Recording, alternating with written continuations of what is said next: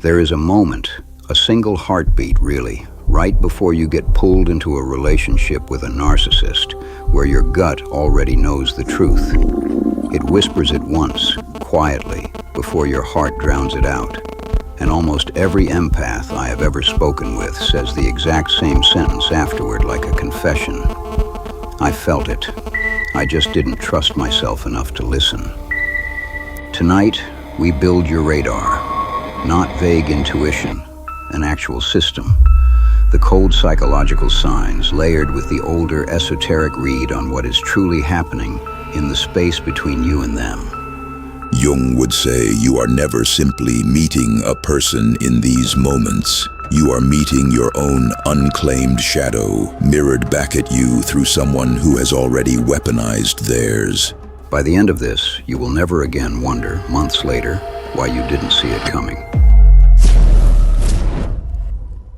Psychologists use the term dark triad to describe three overlapping traits, braided together like a single dark rope: narcissism, Machiavellianism, and psychopathy, grandiosity and entitlement, cold, strategic manipulation, and underneath both, a genuine absence of empathy or remorse.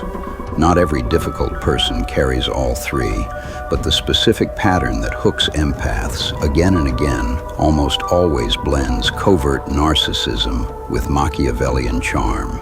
Because covert narcissists never present as arrogant, they present as wounded, deep, special, tragically misunderstood by everyone who came before you. And that is precisely the bait built for a Heyoka. You are wired at the deepest level of your nervous system to seek out pain and hold space for it. A predator fluent in performing pain will always, without fail, find their way to the most compassionate person in the room. Stage 1 is love bombing, and it moves faster than anything real ever should. Overwhelming affection, intense, unbroken eye contact, a sense of instant soul recognition, delivered on command. I've never told anyone this before. You're different from everyone else I've ever met. It moves fast because it is engineered to move fast, before your judgment can catch up to your chemistry. Psychologically, this floods your nervous system with oxytocin and dopamine long before your rational threat detection system has time to even activate. You bond chemically to a stranger before you've had a single real chance to actually know them. The esoteric traditions have their own word for this false recognition. They called it a counterfeit twin flame. A soul mirroring that feels unmistakably sacred because on some level it genuinely is a mirror. But what it reflects back is your own aching longing, not a real offering of union. That distinction is everything. Real intimacy builds slowly, brick by brick, through trust tested honestly over real time. Love bombing skips every single test. If it feels like fated destiny in week 1, understand clearly that is not a compliment to the connection. That is a red flag, dressed in a wedding gown, walking straight toward you. Once you're hooked, the second phase begins, and this is the one that does the real lasting damage.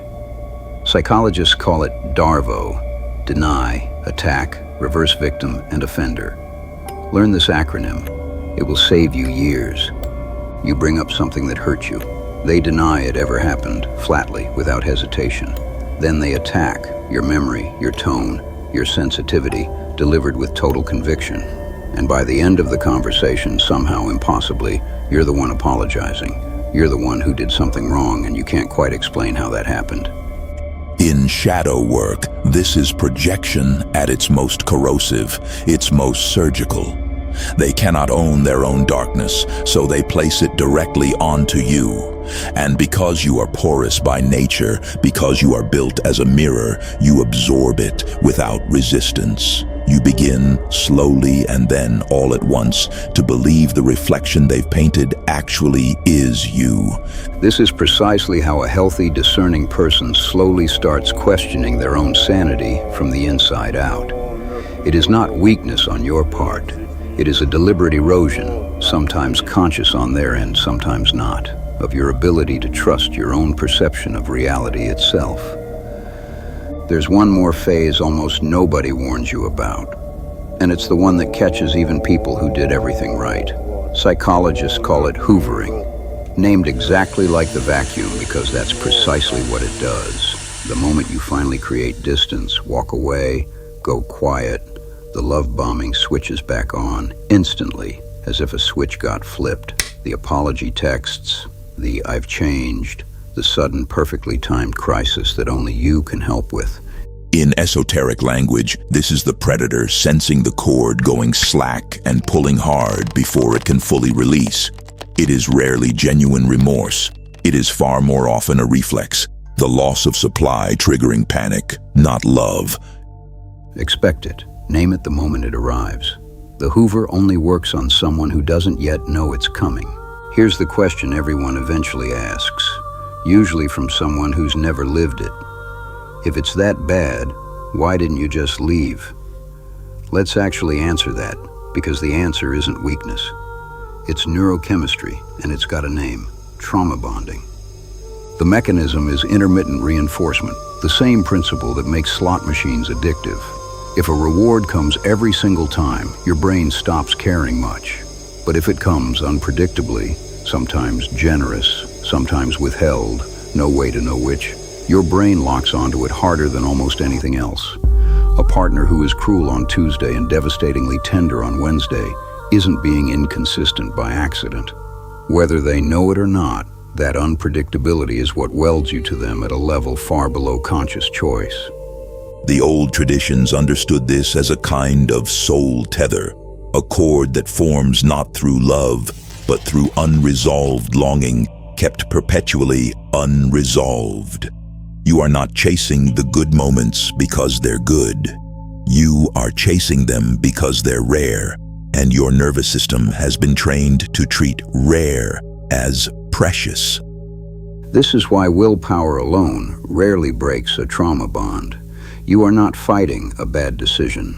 You are fighting a conditioned neurochemical loop, the same architecture underneath gambling addiction, wearing the disguise of romance. Naming it accurately, out loud to yourself or to someone you trust, is often the first moment the loop loses some of its grip. Before your conscious mind can ever name what is happening, your body has already spoken.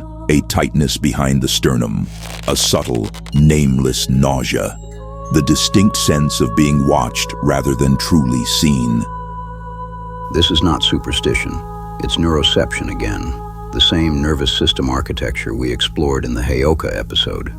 Your body is registering micro-expressions, incongruent tone, the razor-thin gap between what someone says and what their face does for a fraction of a second they didn't mean to show you. You register the mismatch before your conscious mind has even finished forming the thought.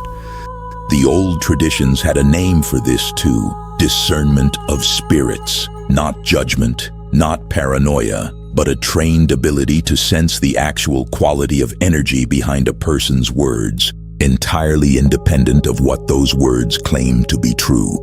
Whatever language you reach for, the point underneath it never changes.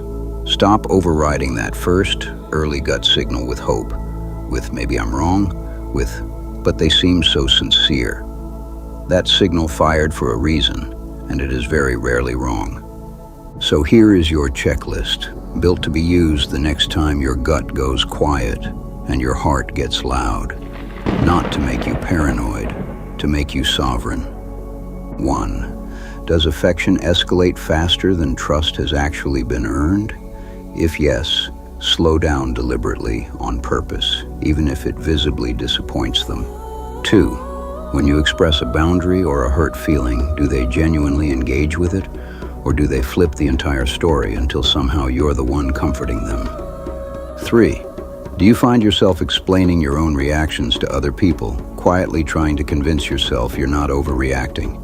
That single habit is a sign your reality is being slowly, carefully edited without your consent. And finally, does being around them leave you feeling smaller, more anxious, more desperate for their approval than you were before you ever met them? A genuine soul connection expands you outward. A predator's mirror shrinks you down until you fit exactly what they need you to be. Your empathy was never the problem here, and it never will be. It is not something to armor over or shut down to keep yourself safe.